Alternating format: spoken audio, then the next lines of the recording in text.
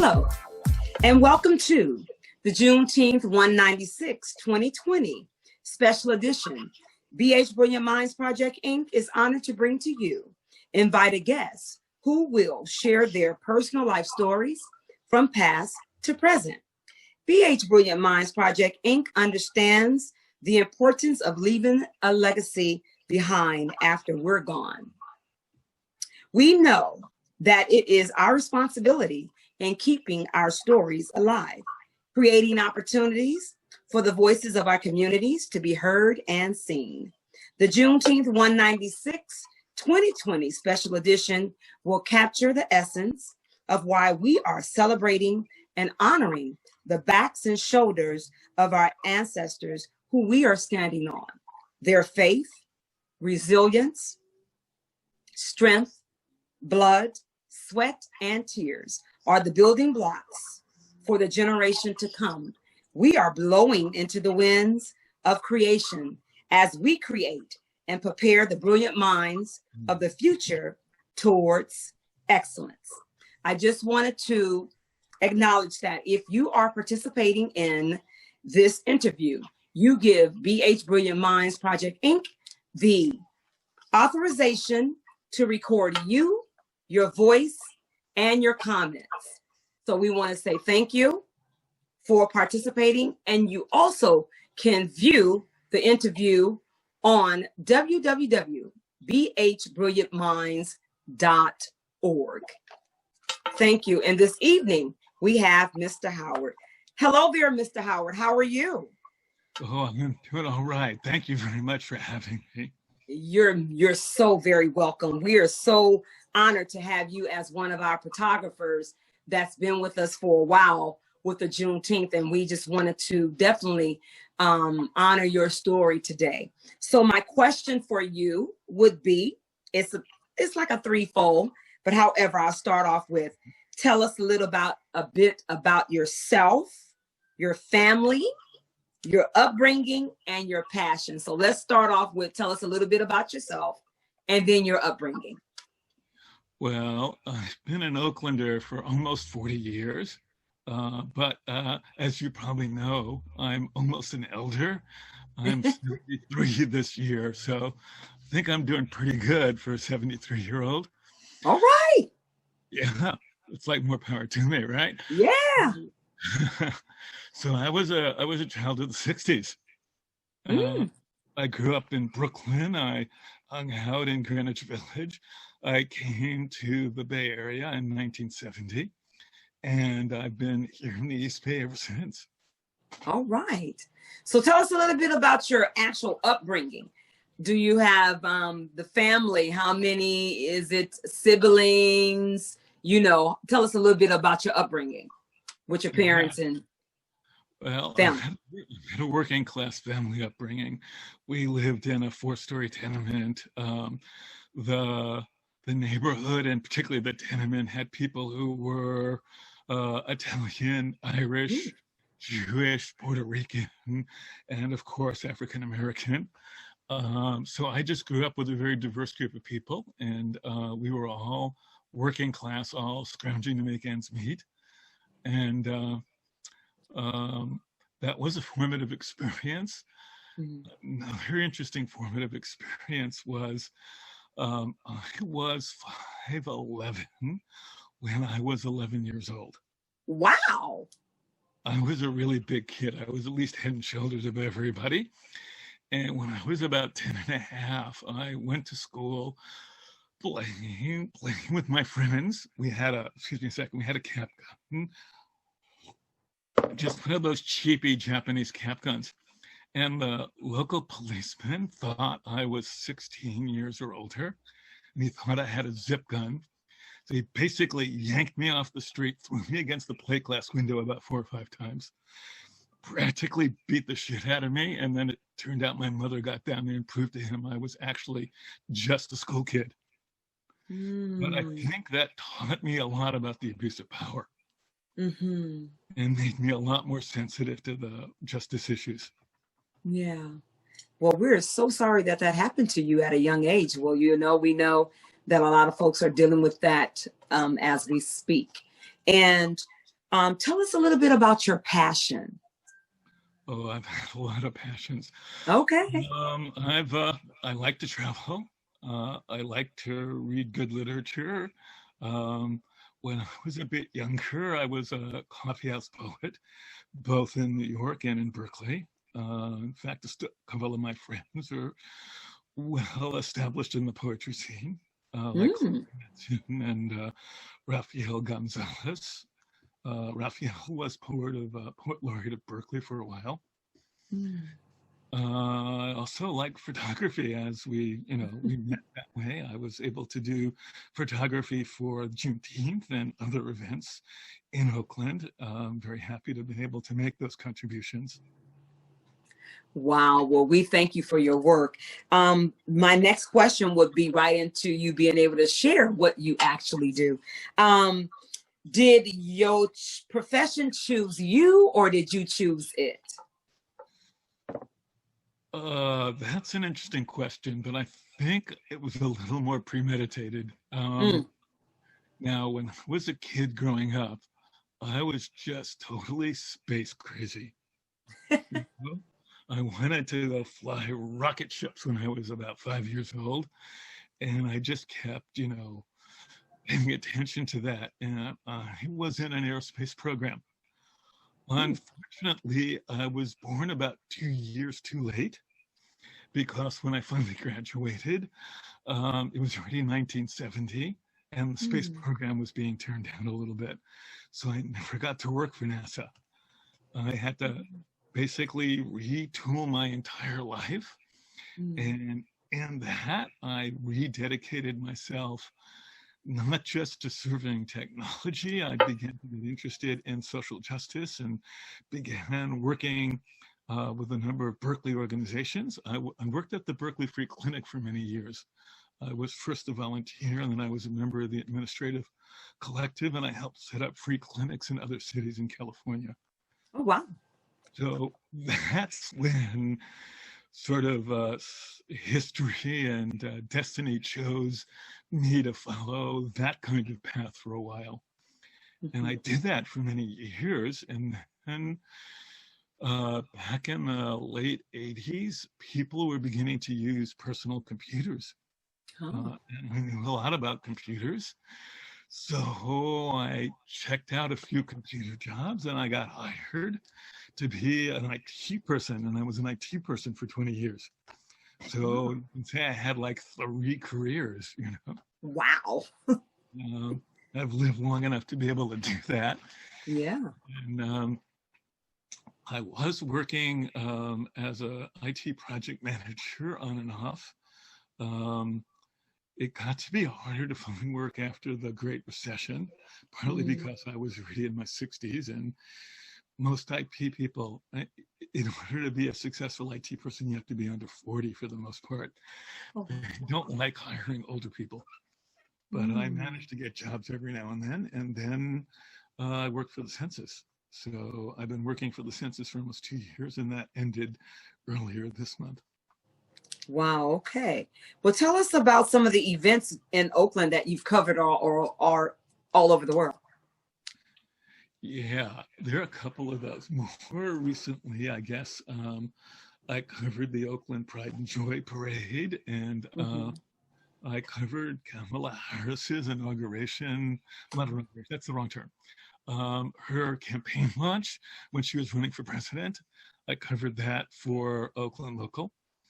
I also have done a couple of audio spots for KLW's Bay Curious, I think it's called. And I've done a number of local issues. I've worked with Citizens for, actually, sorry, it used to be Citizens for a Better Environment. It's actually Communities for a Better Environment now. They changed their name. I worked with East Oakland Collective. I worked with the East Oakland Congress of Neighborhoods. Wow. Now, more recently, my wife and I were working with the Health and Safety Cohort and the Howard Terminal Community Benefits Project. So we've attended a lot of those meetings organized by the city, and we participated. My wife was actually on the steering committee in terms of helping to decide what benefits can accrue, and she's actively involved with that for the next few months in spite of the pandemic. Wow, awesome. Well, I can say that your photographs definitely capture the essence of taking a person's actual story or whatever they were or what they feel as when you look at your work. To me, it definitely tells the story. So I know you have some things that you wanted to share, some photos that you wanted to share with us today. I do want to ask you this question before you share the photos. Coming to the Juneteenth for the several years that you've been there, what captures your spirit or your excitement when you are there? I've always been impressed with the great diversity of the African-American population in West Oakland and how people just freely present themselves and share their artwork and their creativity. That really, really impressed me. And I was impressed with the great scope of activities that your Juneteenth Festival has provided. Thank you. I can share a few pictures. Let me see here. I think this will pop up. And that's why you're on here twice, where you can share the screen. People are like, well, why is he on there twice? Yeah. Okay. So that's the dance group, one of the dance groups. And if I can find a few more of these here. Okay. That's you presenting an award. Yes. You remember the Bay Area Black psychologist, Dr. Tony Anderson. Yes. Right, and you do really remarkably well in picking people who contribute to the community. Thank you. There's the craft people that bring great work, and of course the Black Cowboys, and just a great diversity age-wise and in terms of the people that participate. I find it really interesting, and I'm happy to be able to participate and share. And as you said, to basically let the pictures tell a story of what happened and how people interacted there. Right. So my photographs are up on Flickr. If you look up Howard DY, you'll find a lot of my albums there. They're all up into the public. And I'll return this back to you. Oh, if you had any more you wanted to share, you're more than welcome. You know, I really appreciate your the collection of photos that you bring to us when we have you apart. But, you know, I just want to say to you that we really, really, really appreciate you participating and being a part of the Juneteenth celebration in Oakland. It's my honor to have.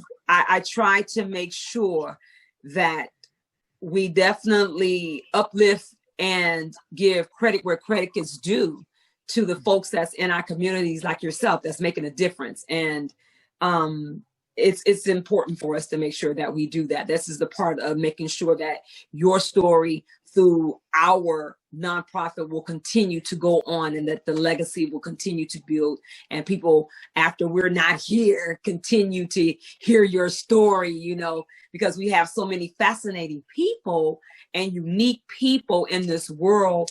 And to me, I tell everybody, good, bad, and ugly, you know, your story is you, it's your life. It's important. It's important to me. So I hope that I convey that to the people that I interact with, is that that's a part of the Juneteenth, and that's a part of even beyond the Juneteenth and the other things that I do, because everybody's story will encourage, motivate, or inspire somebody, you know, and I'm hoping that that's what we do. And we bring a level of education to our community of the people that we serve and our the ones that participate with us, and make the Juneteenth what it is. So we're so grateful to you for that. And I do want to say, I know you shared with me that you used to work in the Oakland Tribune. It was something special about that building or something you did in there. I can't really recall it, but could you share it with us? Well, actually, I wasn't a reporter on the Tribune, but what Ah, happened is that the Oakland Tribune partnered with the Maynard Institute. Uh, ah, the Maynard Institute for Journalistic Excellence and mm, Journalistic Education. They're an Oakland-based group, and they have been holding basically training for community journalists for over a decade now. I was able to participate in the second cohort, which was the first one they did in East Oakland. And I'm one of the alumni there. So I continue to contribute at oaklandvoices.us. mm. In fact, Oakland Voices has also formed a partnership recently with Oakland Side. So some of our articles get posted there. And we also work with them on some videos. I worked on a video for the measure regarding enhancing the Oakland Police Review Commission. Mm-hmm. And I appear at the end of that video. I also contributed to some of the research. But in terms of the Oakland Tribune, he went there for training during Ah, the partnership period while the Tribune was still a daily. We went there and they provided a community room that we used for our meetings, and we met with many of their editors to both gain the skills and learn from people who were more experienced. wow. So in that sense, I was at the Oakland Tribune frequently, but not as a regular reporter, as part of Oakland Voices. Okay. So you said that thank you for sharing that information. And you said that you were, I think, did you say the 60s or you were around in the 60s? Back in the 60s, I know you were, tell me a little bit about that vibe, that era. Tell me about that. Man, I could go on forever. Well, just go on. Share a little bit. We got a little time. Hey, go all the way back. I mean, it was just amazing coming out of the relatively quiet and stoic 60s. People began breaking the mold of what kind of persons they could be. We had been informed by, Rebel Without a Cause. We had been informed by Ken Kesey and the Merry Pranksters, and we'd been just exposed to a lot of unusual and new ways of looking at the world. And then we all decided we could do whatever the heck we wanted to, however we wanted to do it, with whoever we wanted to do it with. And it was really, really interesting. I more than sowed my wild oats, you could say. And I had a number of partners of quite a number of ethnic and religious differences. My mother just freaked out, I have to say. My mother wanted me to marry a nice Jewish girl, and I just didn't do that. Mm-hmm. I used to hang out in Greenwichville. In fact, when I was in high school, I worked at a place that sold psychedelic colored ices. Wow. People in Greenwich Village. I was on near 4th Street in the Village. And it was right across the street from some famous clubs. I actually got to see Joni Mitchell before she was famous. Wow. And a number of other people. I didn't stick around long enough to sort of make the Warhol scene, because I moved to California before that became part of the de rigueur there. But my friends would often borrow a station wagon. We'd drive right across the border into Canada and have breakfast in Montreal. Whoa. We would sometimes hang out in Quebec City under the bridge. And play guitar, sing rock and roll songs, and the gendarmes were quite happy to have us there. It was just, you could do anything you wanted, And it was before AIDS. It was before hitchhikers got to be kidnapped and beaten up. It was just a time when you could do anything relatively safely. And I did hitchhike cross country about 4 or 5 times. Wow. So one of my friends and I went, before I hitchhiked cross country, we went up the coast all the way to the Canadian border and down again. And that taught me how to basically interact with people and drivers and just hang out. And very often the people that would pick me up would put me up for the night and put me back on the road the next morning. And I just had, oh yeah, I had amazing experiences. I was driving with a Pima Indian through St. Louis, and we needed a place to stay, and somebody recommended contacting Barry's Farm. And it turned out to be Barry's Farm was Chuck Berry's farm. Oh, Barry wow. had a ski lodge, and we stayed with Chuck Berry that night. Right on, boy. You know, that was, you know, I wish, and if this is the beauty of hearing the stories of people's lives, it gives us a glimpse. And I wish that our children today could go back in time, like what, you know, in your time, and be able to experience it was the hitchhiking and all that kind of stuff. And it wasn't crazy stuff going on as much as it is now. You know, the kids, their freedom have been robbed of them, from them. And it's crazy, but you know, we're in a day and time that, you know, it's good to hear and you can share those times that we didn't really have to like freak out, trip out kind of thing. Did you hang out in the Haight-Ashbury? Well, yeah, I did a little bit. I guess after being in New York's Greenwich Village, it was less interesting or intense for me. But I did go there. I used to go to Golden Gate Park for some of the concerts, Jefferson Airplane, other concerts like that. Mm-hmm.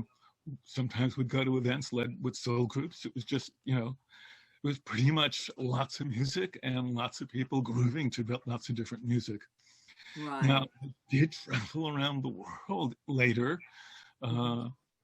My first wife and I went to India in 1972, and I kept going around the world. I went completely around the world in 1979 and 1982. Wow. So I did a lot of countries that were sort of near the equator. I did lots of countries in Europe. I did lots of Asian countries. I hiked in the Himalayas several times. I met the Dalai Lama. Wow. Wow. In fact, I had an audience with him. I had to wait a week to get an audience of 15 minutes. And we had such a good conversation. We talked for almost an hour and a half. Wow. And his secretary told me he never does that. We were talking about history. We were talking about how the Indian population how the Tibetan population was assimilating a lot of the culture of the Indian population. They were kind of de-Tibetanizing. He was very concerned about that. Mm-hmm. Wow, that's awesome, boy. You've done a lot and experienced a lot, and it feels good, you know, being able to hear that part of your life. Now, to go back, when you were talking about you do spoken word and you were spoken word artist, tell me a little bit about that and the spoken word, you know, some of your people, friends that you know. Well, unfortunately, as I said, I'm an elder now, and a number of my friends have passed on. Okay. Well, you are here to tell their stories, and this is what it's about. You're here to be able to share a little bit, but go ahead. Well, I would say that one of the people who had the strongest influence on me was Mary Rudge. She was a woman that lived in Alameda, but she was very much in part of all of the coffee house and outdoor poetry reading things. She also helped organize the Berkeley Poetry Festival in the early days, as did a large number of other people. But Mary was certainly one of the seniors involved in that. And she was always very kind to me, always very encouraging. A lot of my poetry is very political. I see. The Iraq War. I wrote against, earlier the Vietnam War. And so I was identified as a very political and very outspoken poet on this. Okay. Okay. I got it. So when you hear the word freedom, what comes to your mind? What does freedom mean to you? Well, the first thing it means to me is being given choices. Second thing it means to me is being free to express your ideas and your feelings. I think both of those are very important components. Now, there's a political dimension. So not only do you need choices, you have to have choices that are meaningful, choices that impact your life, and choices that impact your community. And I have to say that sometimes in America, the choices we have are not real choices. They're commercial choices, or they're kind of made up choices. You know, you choose between Tweedledee and Tweedledum or Tweedledum, you know. That's a little unfortunate. That turns a lot of younger people off. Right. But we need to bring them into the political process, and we need to make them express themselves so they can make the change that they want to make. I am extremely impressed with any of the younger people who are working so hard on environmental issues. And I was in my 20s. I went to Stockholm in 1972 for the very first conference on the human environment. Oh, wow. And I camped out at the airfield outside of Stockholm with people who were part of the Merry Pranksters and other people who had come from all over Europe and the US to ask the UN to make significant environmental change and to protect us from global warming. And it was the very first time that the ideas of global warming were discussed in an international setting. And I have to say that I am very, very regretful that in spite of my efforts and the efforts of other people from that time, and again in 1992 in Brazil, and again after that in Paris, people still have not basically disciplined themselves in order to reduce global greenhouse emissions. And I'm afraid that our youth are not going to have the same kind of planet that we grew up on. Yeah. Wow. Yeah, that's very heavy, you know, because we all can make a difference in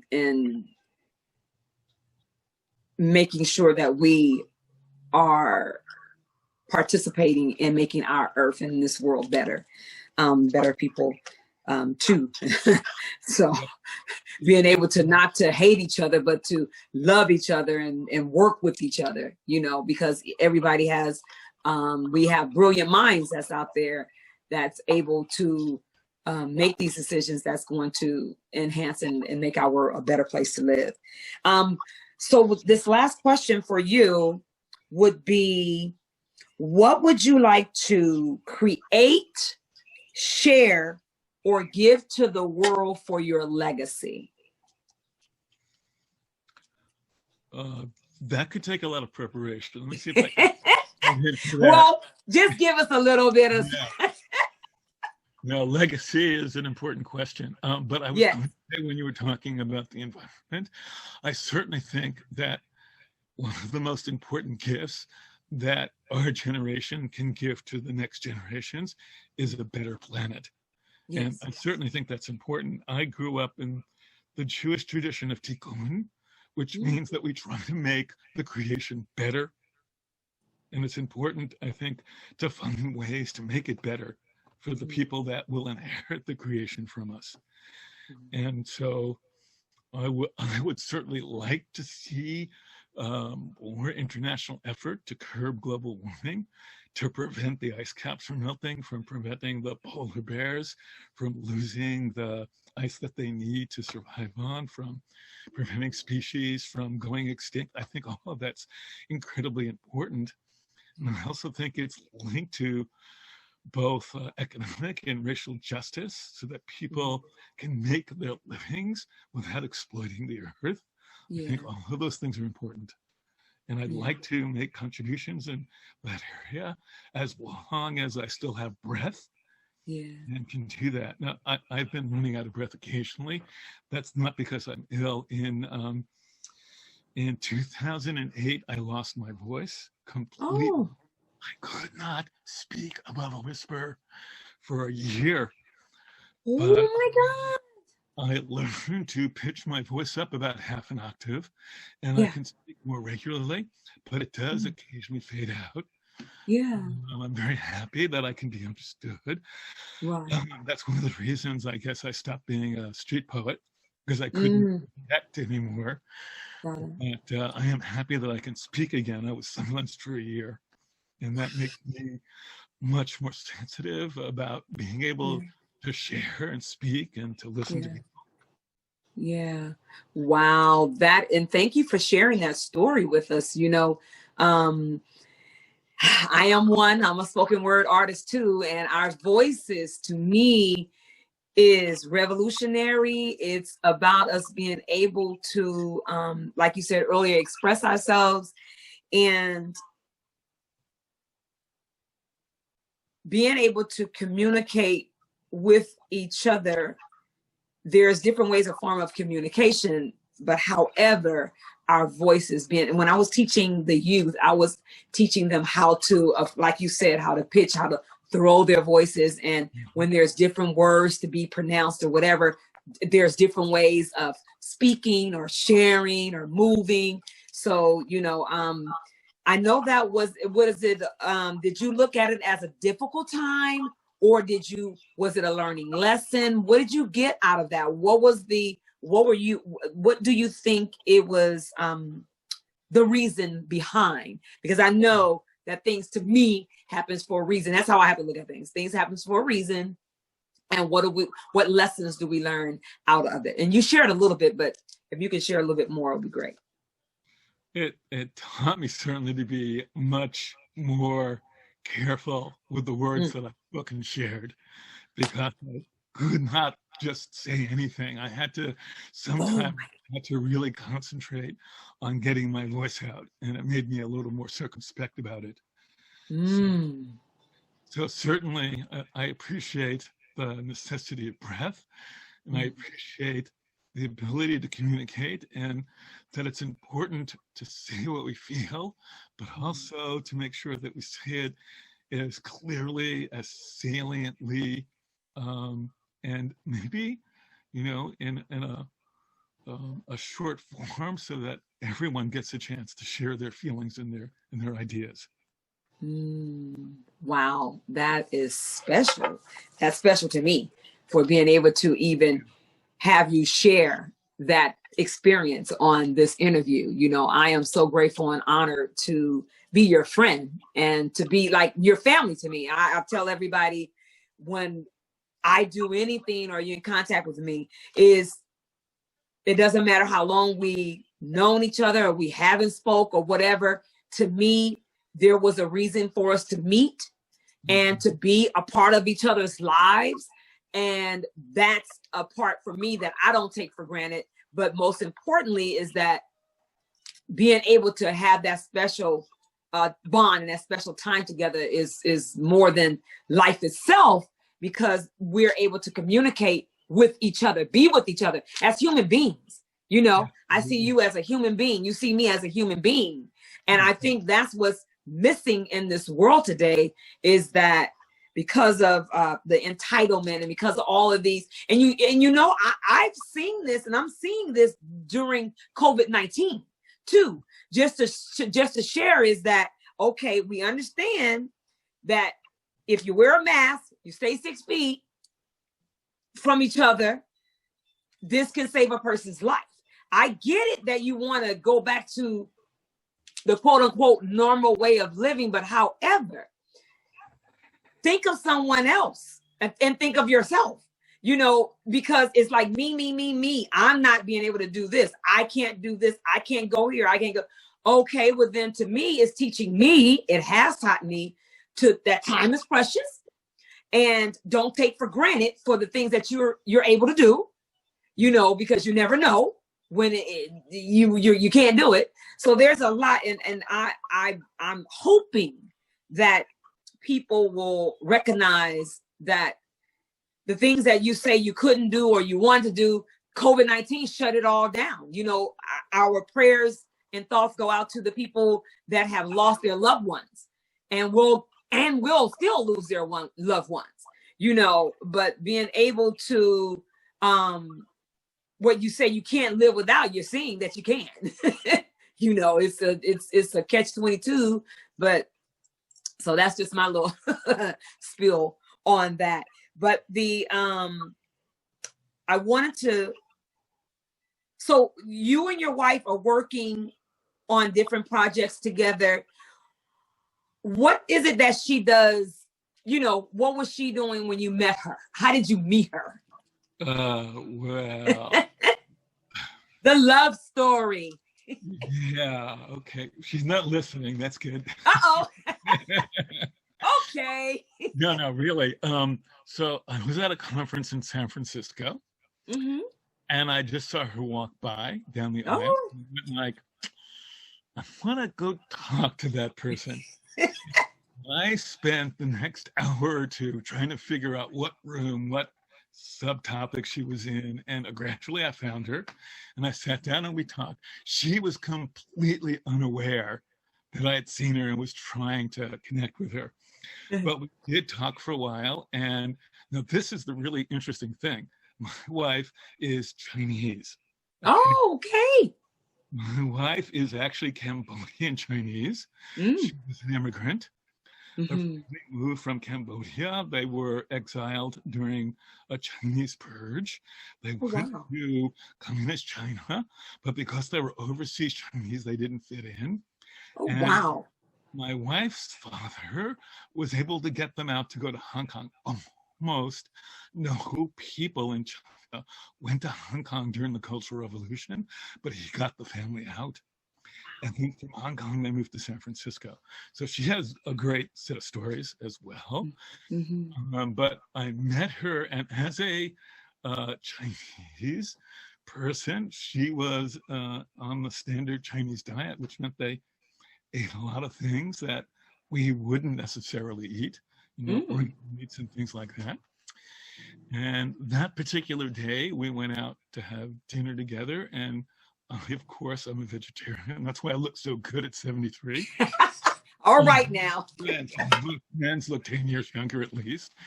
So, hey. You do look good at 73. Listen, it really matters if you're a vegetarian. I don't live longer, but I'll look way better when I die. So she ordered vegetarian without realizing it. Oh. I would not have spoken to her again if she didn't eat veg. So she ate veg. We traded phone numbers. We got together, and the rest is history. All right. So there was something helping us get together. But I just really had this feeling when I saw her that she might be the one. Oh. That is exciting. That is so exciting. And I'm so glad she said yes. Him too. Although she said no for 4 years. Oh. We were living together for a long time. Right. We actually decided to pin it to an event. So when Nancy Pelosi and the Democrats took back the House in 2006, we decided to celebrate that day by getting married. Wow. So My goodness. Our anniversary is Election Day in November. Wow. Oh, so wait a minute. Oh, so you guys just celebrated a anniversary? Yes. And how many years? Well, it would have been 14, 2006 to 2020. Oh my goodness. Right on. There again. Now, who took the photos at the wedding? Because you couldn't. It was a civil ceremony, and we didn't have any company because all of my family lives in New York, and I knew that they wouldn't come out. My sister would come out, and I didn't want to trouble her. My sister, unfortunately, I actually had two siblings, two sisters who were younger than me, 9 and 13 years younger. The one who was older, my sister Jerry, unfortunately passed away. Oh. And my younger sister was a bone marrow donor for her.